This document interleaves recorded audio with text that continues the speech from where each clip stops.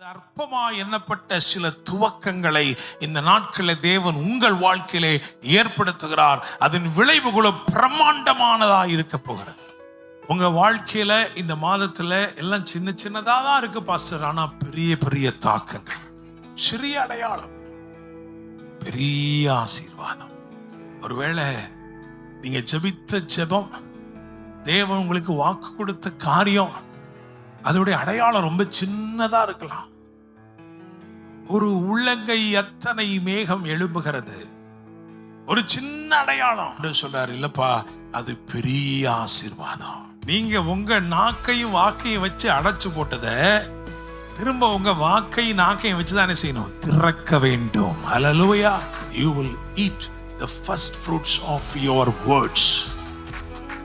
உன் வாய்களை திறந்து நீ எதை சொல்லிக் கொண்டிருக்கிறாயோ அதன் முதற் பலன்களை புசிக்கும் நாட்கள் வந்திருக்கிறது. ஹல்லேலூயா.